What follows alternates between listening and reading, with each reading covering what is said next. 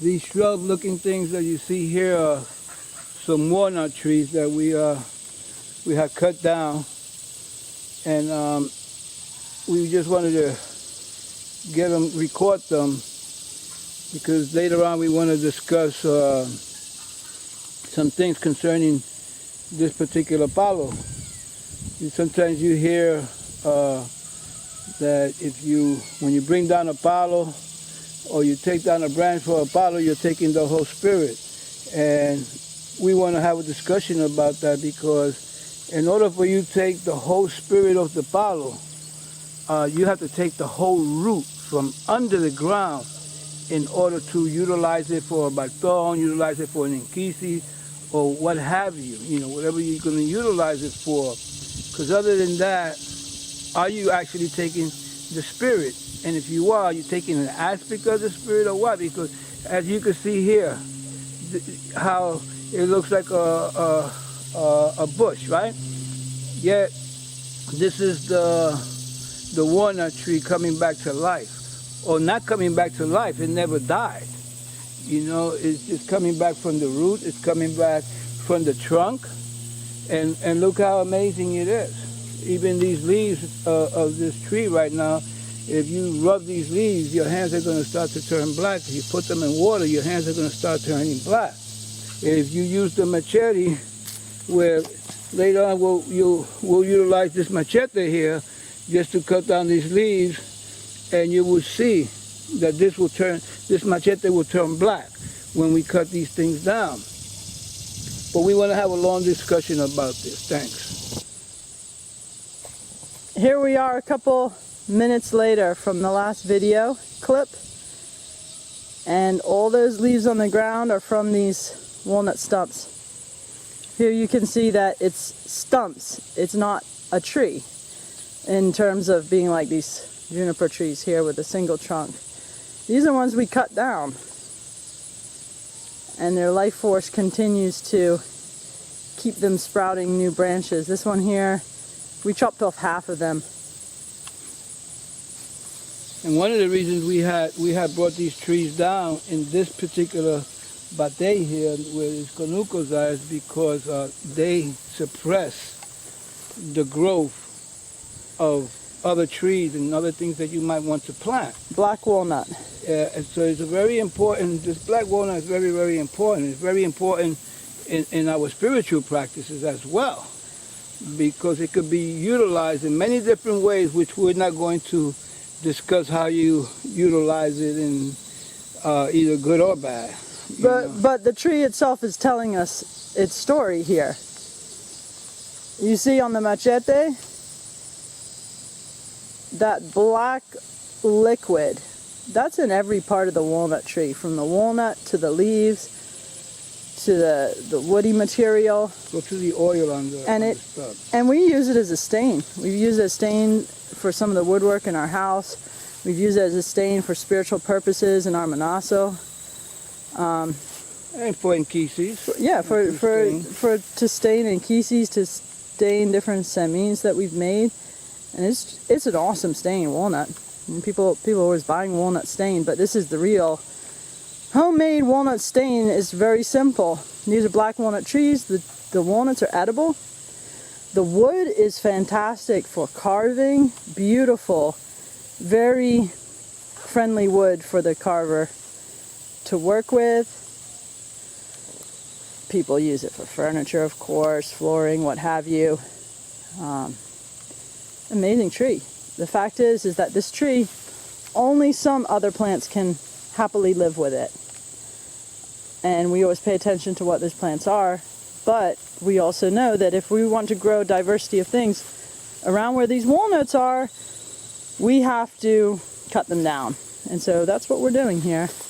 Because if you see over here, that's our Conuco. It's already getting more brown now as the season continues. The corn's ripening. The beans are ripening. The potatoes are already ready. We can dig those up anytime we want. And we don't cut down any trees without replacing those trees. Oh, no. Actually, you see behind here, you see a whole line of different evergreens. And this is actually, because our manaso is behind those deciduous trees behind there. And we want more of a screen for that manaso. We've got juniper here. These are all natives. Juniper, we've got American holly, we've got Virginia pine, pitch pine, and a really special tree, the white pine. Amazing trees. Photosynthesize all year, all winter long. Excellent. So what we've got here, we've got at least 13, 14 trees here, and we cut down 3 walnuts. So, yeah, we always replace the trees. There you go, and this is an old apple tree. This old apple tree here is from the history of this land here, which was once an orchard. That's one of the old apple trees. And it's just taken off this year, and we're connecting it with the creation of this Conuco, benefiting everything around it. If you look over here, you see where our greenhouse is at. Let's just pop over the Conuco there. You can see the bones of the greenhouse. And we're going to walk over there? Yeah. And there's another Conuco on the other side of that as well. Yeah, this is we got this protected from the deer here. Not with huge deer fences, but just a regular size fence. And that and a couple dogs we have seem to be good deterrents for the deer. Because otherwise our corn would just be devastated. And the deer love it. They recognize the difference between organic, heirloom corn and the genetically modified corn that's growing in all the fields around us. So this is our greenhouse. This bed here is in-ground bed. Has some nice flagstones around it. Those 2 wooden boxes are cold frames, and they'll give us another layer of insulation in the deep winter for more sensitive greens like lettuces, and we'll put some radicchio in there, some spinach, arugula, and then we'll have in here, we're going to have corn, different greens, not corn, carrots, beets, different greens that will grow through the winter. And different plantas that we may need to get us through the winter. Yeah, different herbs too. Mm-hmm. And then here we have a semine there, and a offering of all these beautiful fruits and potatoes, vegetables, hibiscus flowers, and some of the corn from the Conucos. All this whole bowl here, it's got apples, pears, it's all from here. This is just what we got from just walking around. Yeah, we got the red potatoes there, the purple potatoes there. It's just very awesome, very beautiful to be able to utilize what we have growing around here, the abundance of the land here, to continue to build that cycle of fertility and rehabilitation of the earth. This earth has been very depleted. It's been very abused over hundreds of years. I mean, this here, where we're at, it's already been 400 years of abuse. So that's a lot to recover from. There's a tobacco flower. See those beautiful tobacco leaves down here. And the soil is really recovering here. Yeah, the soil is really recovering, and that's the reason we're using this Conuco method. Is it creates a swale that holds the water that's coming down off this whole hill. And so the water is held by the swale, and it sinks into the Conuco. The Conuco has inside of it logs, branches of trees, things that create really good organic matter that then hold the water. It's like a sponge. It absorbs the water. And you see this Conuco here, we put a light coating of some compost on the top when we went to plant these different things. But other than that, it's the soil here, and it's the logs and branches, the woody material that's under there. And you can see this is just incredibly abundant. Things have grown. That tobacco, we'll use that ceremonially for the Manasa, for the Misterios. That'll last us a long time. And this white sage here, grow it yourself. You can use it in quantities where you don't have to be using just a little bit. You can really use that sage. And out here, we're using the sage and tobacco over this whole area. So it's not just like a little room that we've got to fill with sage and tobacco. We've got acres here to smudge down. And then over here, this is really looking neat right now. We're just going past this tree that's mostly dead. That's a hawthorn. And the hardness of this wood is incredible. Yeah. Try to cut it with a saw and you're in for some work. But that's the thorn on it. You can see that. We also use it as in a panta muerte. Yeah. Yeah, you see those thorns. Heart medicine. Hawthorn. Really good for the heart. Anyone with heart problems. Really good for the heart. You have hawthorn syrup. You can make hawthorn jelly, tea, whatever you want, whatever you like. Here, these guys here, there's two different kinds of black-eyed pea, and these peas are great for us here because we have hot, humid summers, and these peas love the humidity.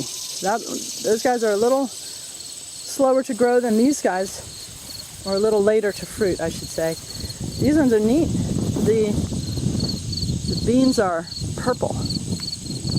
And then they're starting to turn brown, which means they're almost ready to pick. Black-eyed peas, delicious. That's going to be some good winter food right there. Here we have some watermelon. For these guys. This is fun. This is fun for the children too, because they can look through all this greenery and then suddenly they spot, oh wow, a watermelon. Yeah, these guys. Speak about these guys a little bit, because this has been a terrific year for these guys. Wow, this is amaranth, and the thing was 1 year, and this was, wow, maybe like 10 years ago, 8 years ago, we grew some amaranth. We got seeds, we made a nice spiral bed, and planted all this amaranth. There was red and there was green. And ever since then, amaranth has grown wild everywhere. And this amaranth is really growing really well this year. The greens are edible, the seeds are edible.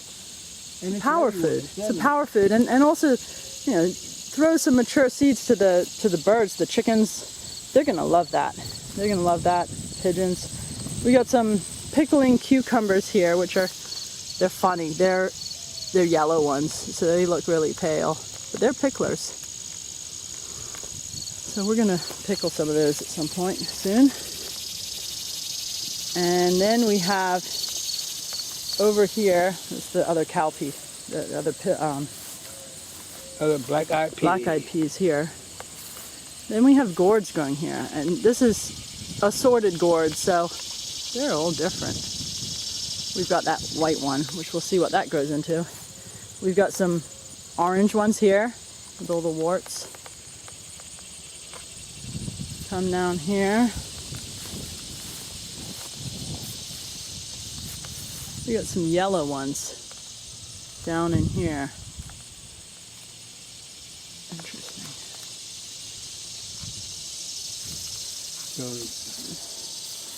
And we've got some really beautiful ones here. You see the coloring on them.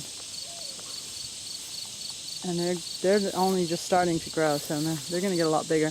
Then we have this huge, really huge gourd here. It looks like another kind of gourd. They're all different. And of course, and they take a long time. There's the datura, which is everywhere here. Definitely flourishing. And there's back to one of the Conucos. And the other Conuco you can see past this elderberry, which is mostly at the end of its fruit cycle. You see the corn on that other Conuco right there.